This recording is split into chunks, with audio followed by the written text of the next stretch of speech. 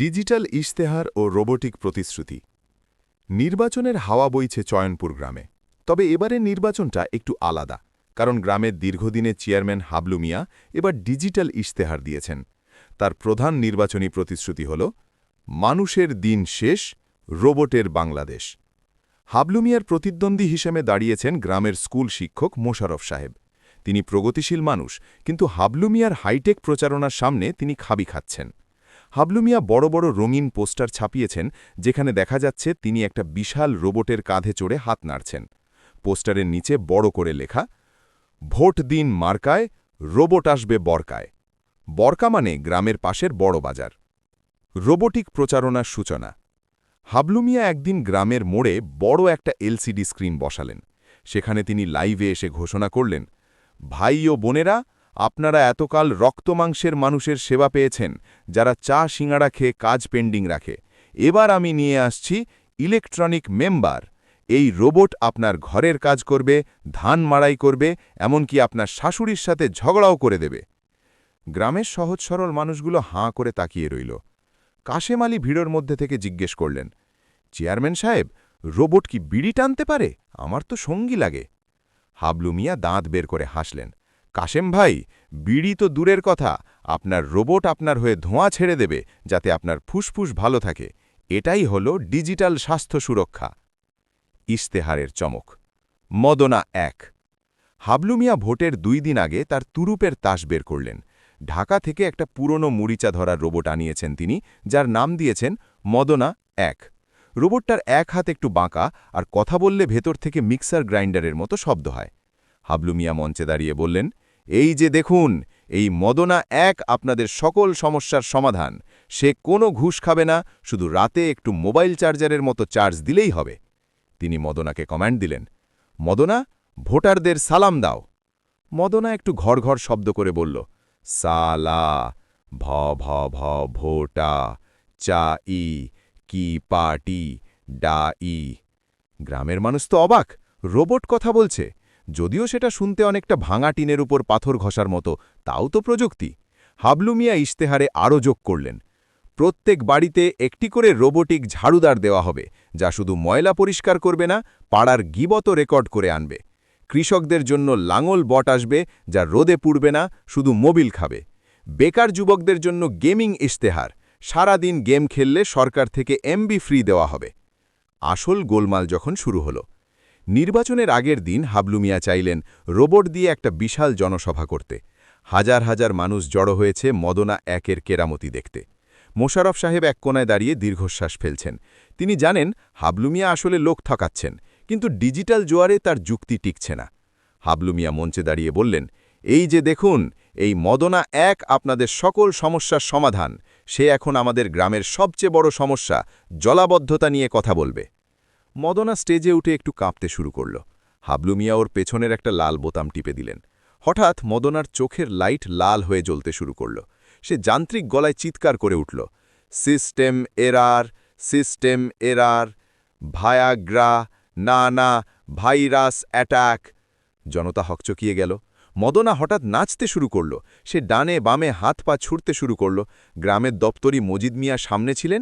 মদনার একটা লোহার হাত সজোরে মজিদ মিয়ার টুপি উড়িয়ে নিয়ে গেল। হাবলু মিয়া ঘামতে ঘামতে বললেন, ভয় পাবেন না, এটা রোবটের ডিজিটাল ড্যান্স, এটি বিনোদনের অংশ। কিন্তু মদনা থামল না। সে স্টেজ থেকে নেমে ভোটারদের দিকে তেড়ে এলো। সে যান্ত্রিক গলায় বলতে শুরু করল, ইনপুট দিন, ইনপুট দিন, আমাকে তেল দিন, নয়তো কেলিয়ে দেব। প্রযুক্তির করুণ পরিণতি। মানুষ দিগিবিদিক জ্ঞান হারিয়ে দৌড়াতে শুরু করল। মদনা সোজা গিয়ে পড়ল গ্রামের ড্রেনে। ড্রেনের কাদায় মাখামাখি হয়ে সে অদ্ভুত সব শব্দ করতে লাগল। হাবলু মিয়া পাশ থেকে চিৎকার করছেন, আরে ধর ওকে, ওর ব্যাটারি খুলে ফেল। কিন্তু মদনা তখন ড্রেনের ভেতর থেকেই গান গাইতে শুরু করেছে, ওরে নীল দরিয়া, আমায় দিশনারে দেউলিয়া। গ্রামের মুরব্বী সোলেমান চাচা লাঠি নিয়ে এগিয়ে এলেন। তিনি ড্রেনের পাড়ে দাঁড়িয়ে বললেন, হাবলু, তোর এই ডিজিটাল ইশতেহার তো দেখি ড্রেনে গড়াগড়ি খাচ্ছে। এই রোবট যদি কাল ভোট দিতে গিয়ে ব্যালট পেপার চিবিয়ে ফেলে, তবে আমাদের কি হবে? হাবলু মিয়া তখন লজ্জিত হয়ে বললেন, চাচা, আসলে সফটওয়্যারে একটু গণ্ডগোল হয়েছে, আপডেট দিলেই ঠিক হয়ে যাবে। সোলেমান চাচা হাসলেন, শোন বাবা, আমাদের গ্রাম ডিজিটাল হোক আমরা চাই, কিন্তু তোর এই রোবোটিক প্রতিশ্রুতি আসলে একটা ফাঁকা বুলি। আমাদের দরকার এমন প্রতিনিধি যে আমাদের কথা শুনবে, যার হার্ট আছে, ব্যাটারি নয়। ফলাফল শিক্ষা পরদিন নির্বাচনে দেখা গেল এক অভূতপূর্ব দৃশ্য। মানুষ দলে দলে মোশাররফ সাহেবকে ভোট দিল। হাবলু মিয়া তার রোবট মদনা 1কে নিয়ে গ্রাম ছাড়লেন। শোনা যায় মদনা এখন হাবলু মিয়ার বাড়িতে মশলা পেশার কাজ করে, যদিও মাঝে মাঝে সে মরিচ পেশার বদলে হাবলু মিয়ার আঙ্গুলি পিষে দেয়। চয়নপুর গ্রামের মানুষ এখন আর ডিজিটাল ইস্তেহারে ভোলে না। তারা বুঝেছে প্রযুক্তি ভালো, কিন্তু যে নেতা মানুষের আবেগ বোঝে না সে আসলে ওই মরিচা ধরা রোবটের মতোই অকেজো। চয়নপুরের সেই রোবোটিক নির্বাচনের পর হাবলু মিয়া কিছুদিন গা ঢাকা দিয়েছিলেন। কিন্তু রাজনীতির মানুষ কি আর ঘরে বসে থাকতে পারেন? মাসখানেক পরই তিনি সুযোগ বুঝে হাজির হলেন রাজধানীর একটি জনপ্রিয় টিভি চ্যানেলের টকশোতে। টকশোর নাম যুক্তির তলোয়ার ও ডিজিটাল দেশ। হাবলু মিয়া আর মোশাররফ সাহেব দুজনকেই ডাকা হয়েছে। লাইভ স্ট্রিমিং চলছে। হাবলু মিয়া টিপটপ স্যুট পরে এসেছেন, যদিও রোবট মদনা ড্রেনে পড়ার পর থেকে তার স্যুটটা একটু ইস্ত্রি কম। অন্যদিকে মোশাররফ সাহেব যথারীতি তার সাদা পাঞ্জাবিতে অমায়িক। টকশোয়ের গরম পরিবেশ। ক্যামেরা চালু হতেই উপস্থাপক তিতাস ভাই গর্জে উঠলেন, হাবলু সাহেব, আপনি নাকি রোবট দিয়ে গ্রামের মানুষকে ভয় দেখিয়েছেন? চয়নপুরের ড্রেনে নাকি এখনও আপনার ডিজিটাল ইশতেহারের মরিচা পড়ে আছে? হাবলু মিয়া কাষ্ঠ হাসি হেসে বললেন, দেখুন তিতাস ভাই, ওটা ছিল একটা টেকনিক্যাল গ্লিচ। আসলে বিদেশি কিছু শক্তি আমার মদনা 1-এর ভেতর ভাইরাস ঢুকিয়ে দিয়েছিল। আমি চাইছিলাম গ্রামের মানুষকে আধুনিক করতে, আর মোশাররফ সাহেব চেয়েছেন তাদের অ্যানালগ যুগে আটকে রাখতে। মোশাররফ সাহেব শান্তভাবে বললেন, আধুনিকতা মানে রোবটের সাথে ড্রেনে গড়াগড়ি খাওয়া নয় হাবলু ভাই, আধুনিকতা মানে মানুষের উন্নতি। বিতর্ক এমন চরমে পৌঁছল যে হাবলু মিয়ার রাগের চোটা পানির গ্লাসটা প্রায় মোশাররফ সাহেবের দিকে ছুড়ে দিচ্ছিলেন। দর্শকরা স্ক্রিনের সামনে বসে ভাবছে, আজ মনে হয় স্টুডিওতে রক্তারক্তি হবে। ঠিক সেই মুহূর্তে তিতাস ভাই বললেন, দর্শক, সময় হয়েছে একটা ছোট্ট বিরতির, কোথাও যাবেন না। বিরতির আড়ালে আসল দৃশ্য। ক্যামেরা অফ হতেই স্টুডিওর আলো একটু কমে গেল। টকশোতে যারা একে অপরকে কামড়াতে আসছিলেন তাদের চেহারার ভঙ্গি মুহূর্তেই পাল্টে গেল। হাবলু মিয়া পকেট থেকে রুমাল বের করে কপালের ঘাম মুছলেন আর মোশাররফ সাহেবের দিকে তাকিয়ে চোখ টিপ দিলেন। হাবলু মিয়া ডাক দিলেন, ওরে পিয়ন ভাই, সিঙাড়া কই? বিরতি তো শেষ হয়ে যাবে। পিয়ন একটা বড় ট্রে করে গরম গরম ধোঁয়া ওঠা সিঙাড়া আর টমেটো সস নিয়ে এলো। এতক্ষণ যারা একে অপরকে দেশদ্রোহী আর পেছনের মানুষ বলছিলেন, তারা এখন সিঙাড়ার প্লেট নিয়ে গোল হয়ে বসলেন। মোশাররফ সাহেব একটা বড় সিঙাড়া কামড়ে ধরে বললেন, হাবলু ভাই, আপনার ওই রোবটের আইডিয়াটা কিন্তু খাসা ছিল। আমি তো মনে করেছিলাম হেরেই যাব। হাবলু মিয়া সস মাখাতে মাখাতে বললেন, ধুর মিয়া, রোবট তো জাস্ট শোপিস। তবে আপনি যে লাইভে আমার রোবটকে ড্রেন বট বললেন, ওটাতে আমার ইমেজ একটু ড্যামেজ হয়েছে। সিঙাড়ার দাম কিন্তু আজ আপনাকেই দিতে হবে। গোপন বন্ধুত্বের রসায়ন। আসলে চয়নপুরের মানুষ জানত না যে হাবলু মিয়া আর মোশাররফ সাহেব ছোটবেলার ল্যাংটো বন্ধু। রাজনীতিতে তারা দু মেরুতে হলেও সিঙাড়ার প্লেটে তারা একদম এক আত্মা। মোশাররফ সাহেব হাসতে হাসতে বললেন, আরে ভাই, লাইভে একটু না চিল্লালে তো পাবলিক টিআরপি দেবে না। আপনার রোবট যে ড্রেনে পড়ছে, ওটা নিয়ে আমি কাল একটা কবিতা লিখেছি, শুনবেন? হাবলু মিয়া মুখ ভর্তি সিঙাড়া নিয়ে বললেন, কবিতা পরে শোনান, আগে বলেন আগামী নির্বাচনে আমরা কি একজোট হতে পারি? আমি ডিজিটাল পার্ট দেখব আর আপনি অ্যানালগ ভোট সামলানেন, অর্ধেক অর্ধেক ভাগ। মোশাররফ সাহেব সিঙাড়ার আলু খুঁচিয়ে বের করতে করতে বললেন, আইডিয়া মন্দ না। আপনি প্রতিশ্রুতি দেবেন চাঁদে জমি দেওয়ার, আর আমি প্রতিশ্রুতি দেব সেই জমিতে লাঙল দেওয়ার। ব্যাস, কেউ আমাদের আটকাতে পারবে না। এমন সময় উপস্থাপক তিতাস ভাইও যোগ দিলেন তাদের সাথে।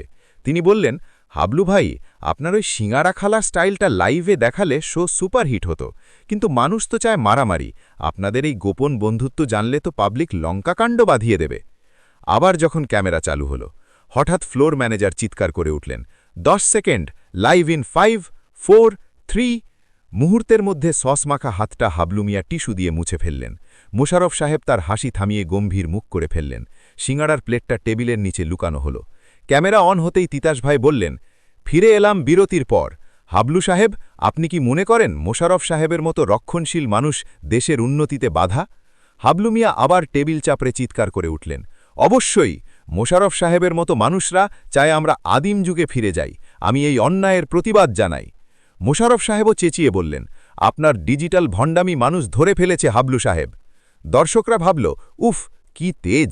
অথচ টেবিলের নিচে হাবলু মিয়ার পা আর মোশাররফ সাহেবের পা তখন একে অপরকে হালকা করে ধাক্কা দিচ্ছে, যেটা ছিল তাদের সেই গরম সিঙাড়ার গোপন বন্ধুত্বের কোড ল্যাঙ্গুয়েজ।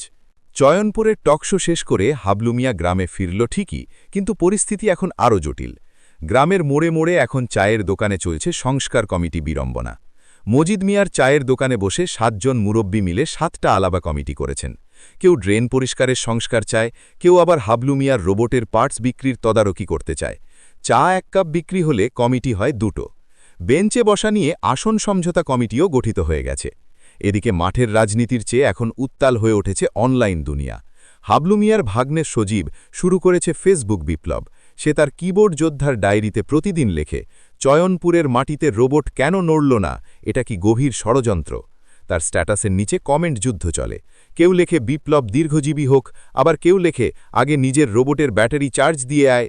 কিবোর্ড যোদ্ধারা ঘরে বসে যুদ্ধ করে, কিন্তু বাস্তবে রোবট উদ্ধার করার কেউ নেই। হাবলু মিয়ার অবস্থা এখন শোচনীয়। তিনি দেখলেন ক্ষমতার পাল্লা কোন দিকে ভারী